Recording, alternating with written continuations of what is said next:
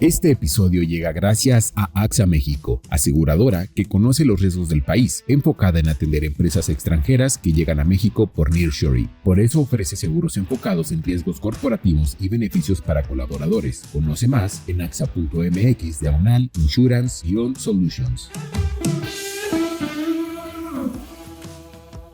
Muy buenos días, sus quinielas del gabinete presidencial, ¿cómo van? Vamos a platicar de los primeros nombramientos, pero también del enfoque que comienza a revelar Claudia Sheinbaum. No olviden hacer clic al botón de seguir del podcast, activar la campana, para que así ustedes puedan recibir la alerta de un episodio nuevo cada mañana. ¿De qué estamos hablando?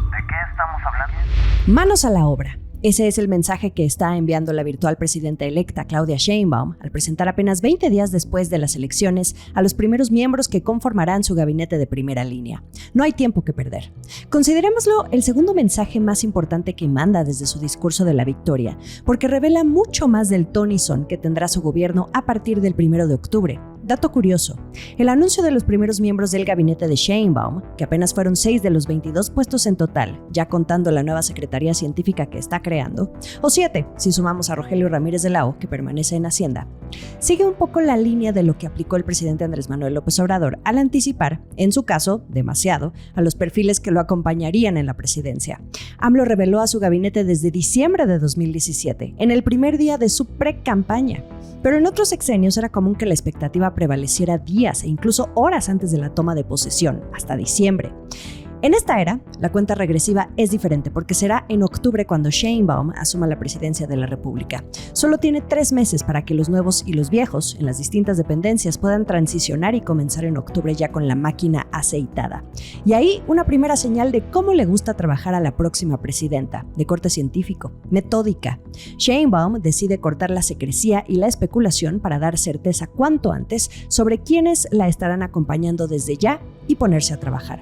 Esto lo afirma a partir de las declaraciones que los mismos próximos secretarios expresaron una vez nombrados por Sheinbaum la mañana del 20 de junio en el Museo Interactivo de Economía en el centro de la Ciudad de México, el lugar que Sheinbaum eligió para presentar a la primera tanda. Variada, por cierto, pero también balanceada. 3 hombres y 3 mujeres. Relevos. Marcelo Ebrard es el elegido para encabezar la Secretaría de Economía en el próximo sexenio. Raquel Buenrostro, ex jefa del SAT y quien hasta ahora permanece en el puesto, no se queda. Poca sorpresa ante el muy cantado nombramiento y que incluso platicamos en su momento la semana pasada en este podcast. La razón es muy sencilla. Hay varios frentes abiertos en materia económica entre México y Estados Unidos, aún siendo el primer socio comercial. El más importante se vendrá en 2 años, en 2026, cuando llegue el momento de sentarse en la mesa para revisar el TEMEC.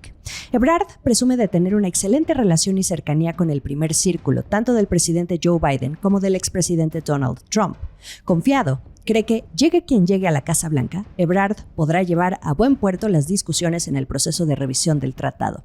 Aunque el TEMEC fue casi en su totalidad renegociado durante el sexenio de Peña Nieto, teniendo como principales negociadores a Kenneth Smith, Ildefonso Guajardo como secretario de Economía, Luis Videgaray como canciller y otros empresarios en el llamado Cuarto de Junto, conformados por el Consejo Coordinador Empresarial para apoyar en las discusiones técnicas, al gobierno del presidente López Obrador le tocó afinar la última parte y verlo entrar en vigor hasta el 1 de julio de 2020.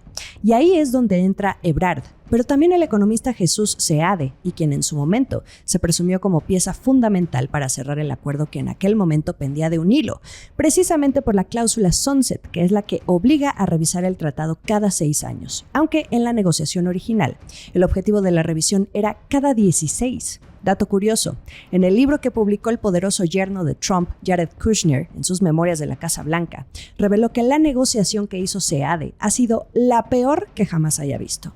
De ahí el gran reto que tendrá Ebrard al encabezar las conversaciones en 2026 junto a un nuevo Cuarto de Junto, que de acuerdo con Francisco Cervantes, el actual presidente del Consejo Coordinador Empresarial, ya se conformó, porque dice no quieren llegar con un inventario de problemas. De los 6 próximos secretarios, Marcelo Ebrard fue el único que tomó la palabra tras el anuncio de Sheinbaum, y también desde ya lanza una advertencia sobre el entorno de discusión que posiblemente enfrentarán para entonces. En la nueva realidad que vamos a enfrentar en el mundo y en las condiciones que vamos a encarar, porque vivimos un mundo más proteccionista, hasta cierto punto más inestable, y la encomienda es entonces pues sortear esas aguas procelosas México tiene muchas condiciones a favor hoy en el mundo.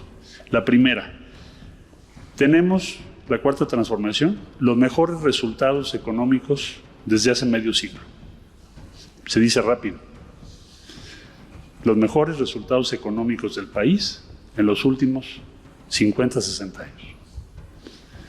Tenemos, por otro lado, todas las posibilidades que nos da los acuerdos comerciales que tenemos, el crecimiento de México como socio principal de los Estados Unidos de América, vendrá la renovación del tratado que tenemos tanto con Estados Unidos y Canadá, otra de las tareas que deberemos conducir para cumplir las instrucciones de la doctora Sheinbaum. Marcelo Ebrard, en sus primeras declaraciones en una entrevista con Radio Fórmula, dijo que pese a ser el principal socio comercial de Estados Unidos, hay que prepararse y meter fondo.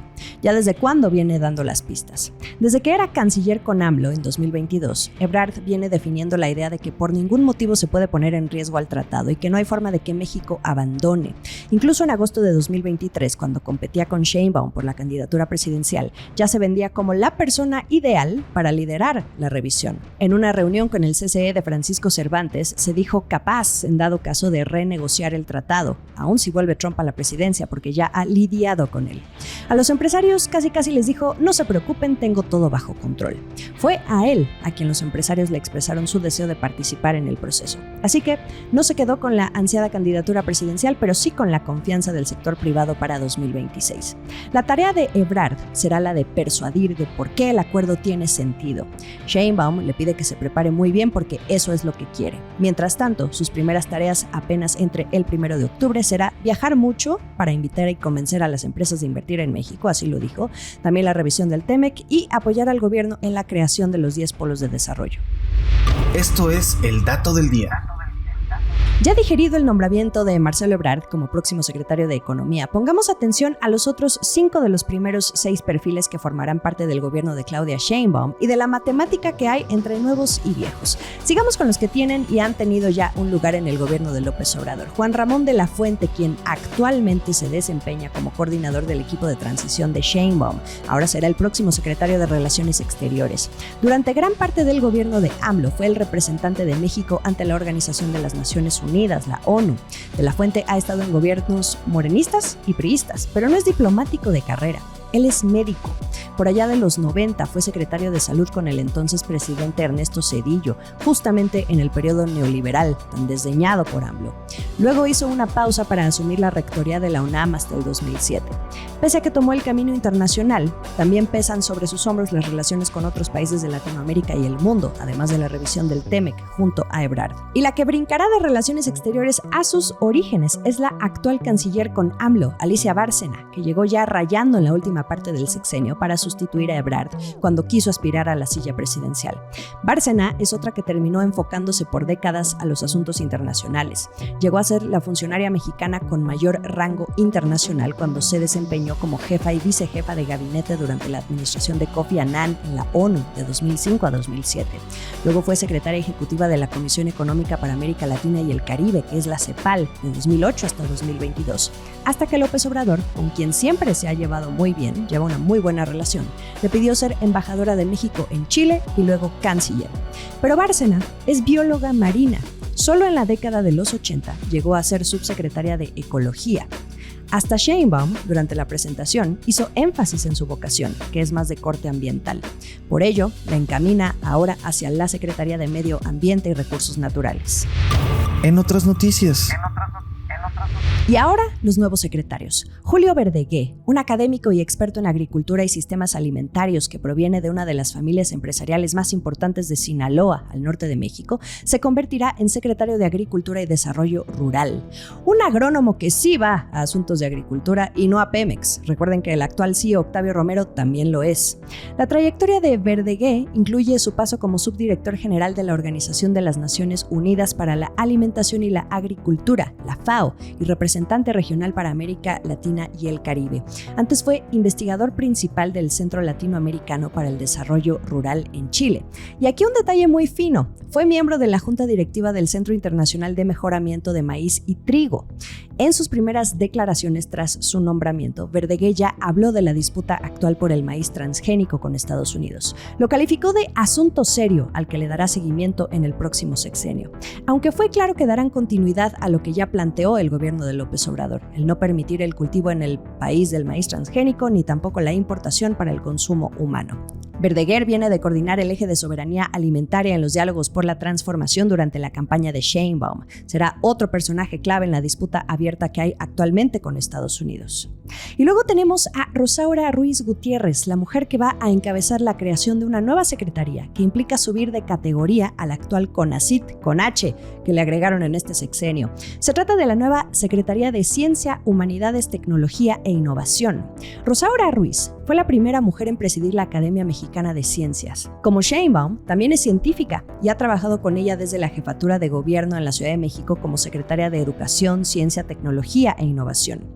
Si hay una de las críticas que más ha prevalecido a lo largo del sexenio de López Obrador es justamente el abandono a la ciencia, por lo que el nombramiento de Ruiz hace una declaración fuerte respecto al enfoque que ya comienza a revelar Sheinbaum. La misma Ruiz lo dijo en una entrevista radiofónica. Para Claudia era algo natural darle importancia, así que se vuelve a apostar por la ciencia.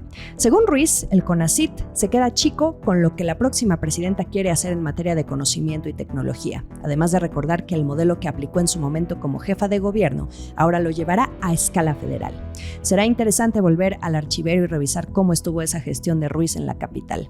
Y finalmente, quien fuera la Procuradora General de Justicia de la Ciudad de México, Ernestina Godoy, se llevó el nombramiento más polémico de todos, la de consejera jurídica. Sin embargo, Godoy es más cercana al círculo de López Obrador.